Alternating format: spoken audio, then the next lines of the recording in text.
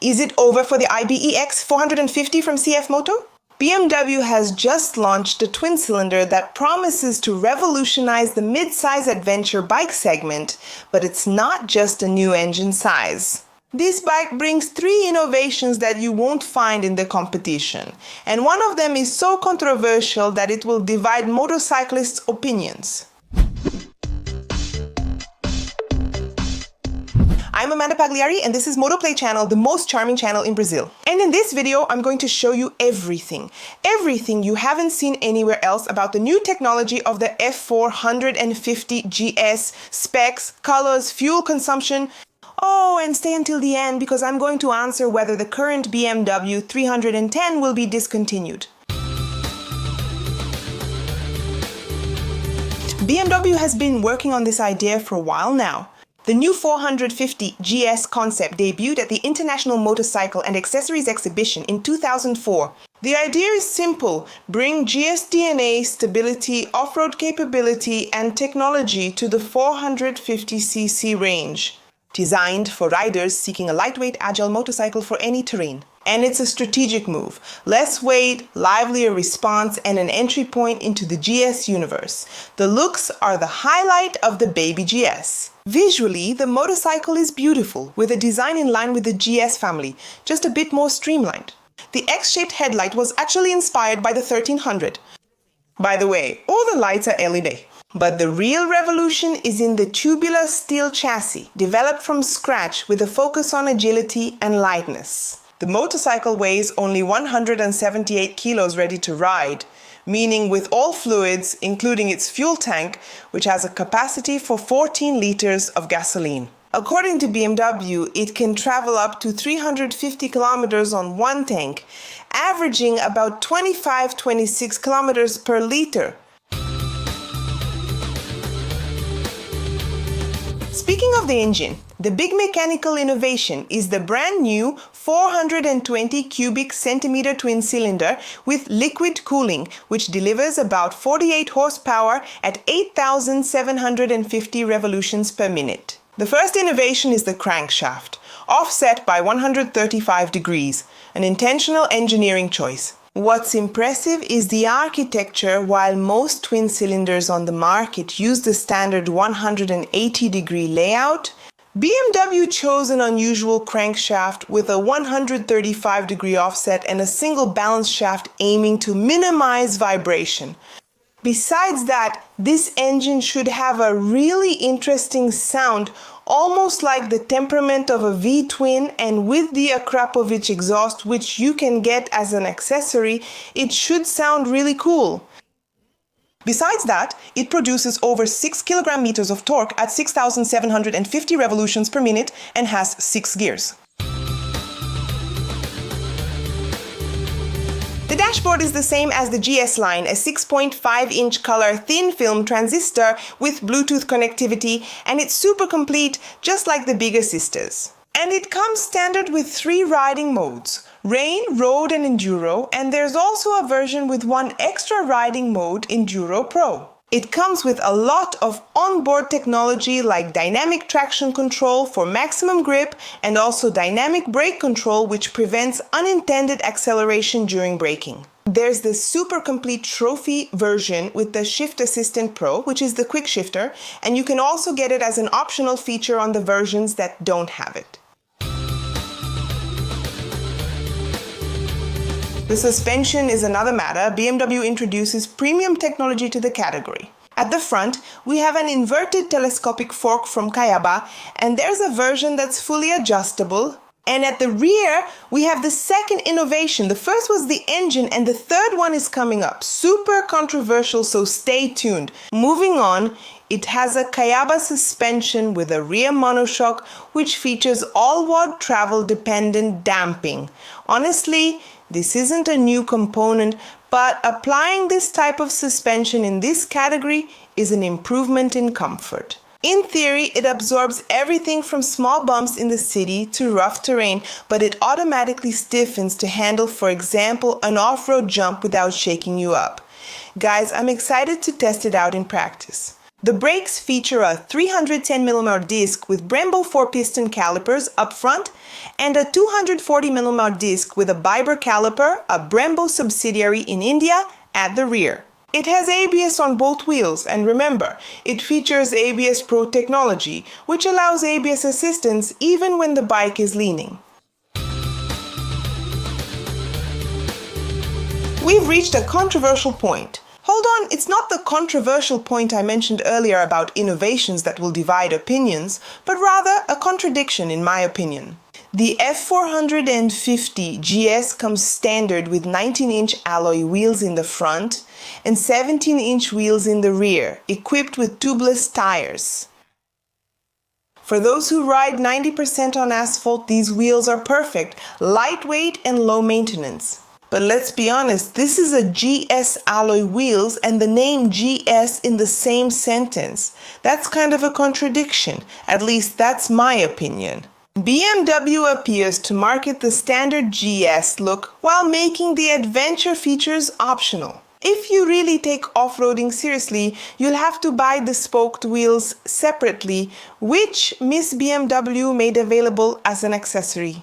They haven't announced the price of the spoked wheels yet, but if we go by the price of the other accessories, get ready to shell out some cash, some money, to have the complete GS DNA. By the way, I hope they're at least spoked wheels without inner tubes. I couldn't find that information, but I believe so. The promotional material online is focused on the trophy, with spoked wheels and really well equipped. And a lot of people think it's going to come like that at the dealership, right? But only here on the Motorplay channel you have access to complete and reliable information. So go ahead and leave a like and subscribe to the channel so you can know everything firsthand. Because as soon as it arrives in Brazil and I test it, I'll tell you everything. So you need to be subscribed to the channel with the notification bell turned on so you don't miss that video. Because it doesn't have the 21-inch wheel, it's not that tall. By default, it comes with 84.5 centimeters, but there's the option of a low seat with 83 and also the higher rally seat with 86.5 centimeters. And now, yes, we've reached the last point of innovation, the most controversial and for me the most important one in this video.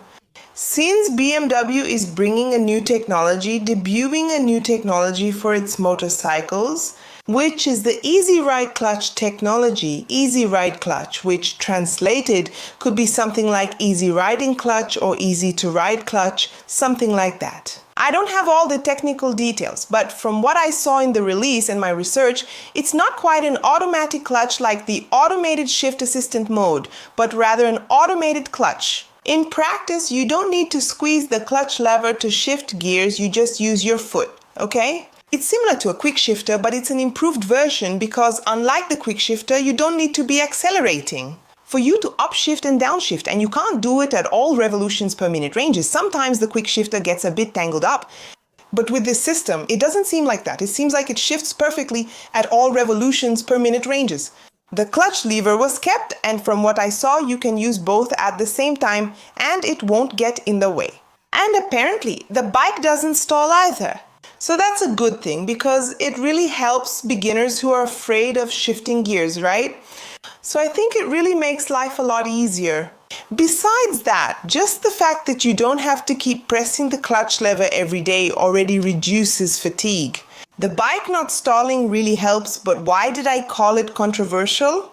Well, Honda first introduced similar technology with the CB650R and E clutch.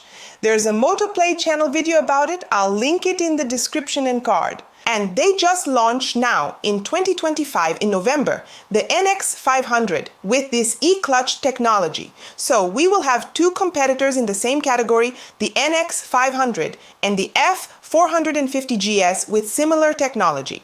Do you think we'll have other brands with similar technology? I think so, okay? The controversy arose because many motorcyclists began calling the CB650R the CB650Biz after I posted my video online. Honda's Cub Biz has long used a similar centrifugal clutch technology that prevents stalling and lets you shift gears with your foot. In fact, the Biz never even had a clutch lever, and that's what sparks the debate, right? About Nutella bikes versus road bikes, then people keep talking back and forth. So I'm going to share my opinion, okay? I don't think it has anything to do with it, especially because there are versions. I'll tell you about the versions, and there are versions that don't have it. You can get it as an option. So if you weren't going to buy it because of that, you can go ahead and buy it. It's all good. However, I'm in favor of new technologies. They help the market, they revolutionize things, especially if they help new beginners. Like with cars, many today are automatic. And lots of people don't even know how to drive, not pilot. Drive. Well, if we don't even drive a car with manual transmission, we don't get much practice. We end up going straight to an automatic car. I think in the future, this e-clutch technology, Honda's e-clutch, right? Let's go. This smart transmission technology, clutch, is coming to help with other brands too. And I think it's a technology that came to add to motorcycling. But I want to know your opinion. What do you think about this new technology? Write it down here. Open your heart to Amandina. Tell me everything. Don't hide anything. Do you think this is something for softies? Are you old school, preferring to shift gears yourself without even a quick shifter, wanting to stay close to the clutch? Write it here. If you want to know more about the automated shift assistant technology, which shifts automatically for you, which is different from this technology here, from the 450. I'll leave the launch video here of the BMW 1300 GSA with this technology. And if you want to know more about the 650R in clutch from Honda, I'll also leave the link down here for you to watch later. The new F450GS launched this week at the International Motorcycle and Accessories Exhibition. So we'll have to wait for it to arrive on the European market in the first half of 2026. I'm sure this motorcycle will definitely please Brazilian riders on the road. Despite expectations, it's an agile motorcycle with precise handling. Ideal for those who want to escape traffic and still have fun on the curves and accelerate with little vibration. That's the promise. On the road, the suspension setup and reduced weight should make a difference. Less fatigue and more control. But then who is this bike for? For those interested. Just kidding. First of all, it's for someone who wants a light bike. Easy to ride, and if you fall, you can pick it up easily. You don't need an athlete's build. If you fall with a 900 or 800, it gets tough, right? It's a great option for anyone wanting a more agile bike. It's also for those who don't have a lot of money to buy a big one, so they end up going they want the GS Dream, like the brand. And it's an entry point not only for those with little money, but also for young people. For those who are just starting out in the world of two wheels, right? So it's really important for the brand to have entry-level bikes so it can always renew its audience. They move up, right? Maybe someone starts at 450 and ends up with a 1300 SA, for example. It's important to renew the audience. Imagine the child of a motorcyclist or a female motorcyclist. They're going to start. There's the 450 GS, but would you have it? Write it here in the comments. The new BMW F450GS is available in 4 versions. The cheapest one, the basis, only comes in black, total black.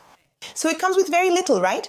The exclusive version also comes in this black, which they call Cosmic Black, with off-road foot pegs, handguards, plastic skid plate, Enduro Pro riding mode, Shift Assistant Pro, which is the quick shifter, and a clear windshield.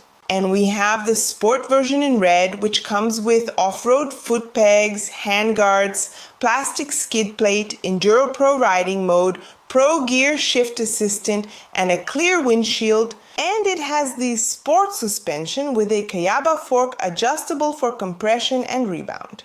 We've reached the last and, in my view, most beautiful version, the Trophy in metallic racing blue, which is the top model. And it comes with off-road foot pegs, white hand guards, Enduro Pro riding mode, Pro Gear Shift Assistant, and the sport suspension with adjustments, smoked rally windshield, aluminum engine guard, and the new Easy Ride clutch technology as standard, okay? Remember that on the other models you can get these as optional features. And of course, the price will be announced at the launch in 2026, and we still don't have official confirmation if it will come to Brazil. But can I say something? I believe it will come, probably at the end of 2026 or in 2027. So, will the 310 be discontinued? Well, we don't have official confirmation from BMW, but in India it's already been discontinued, right? So, over there in Asia, in my opinion, yes, the 450 came to replace it. Here in Brazil, you can still buy the 310, so if you want it, just go to the dealership and get yours. I think by the time it arrives, the 310 will already be somewhat outdated since the single-cylinder engine will be discontinued. There are videos of the 310GS and the R on the channel. Find the link in the description and on the card. So what did you think about this launch? Write it down below.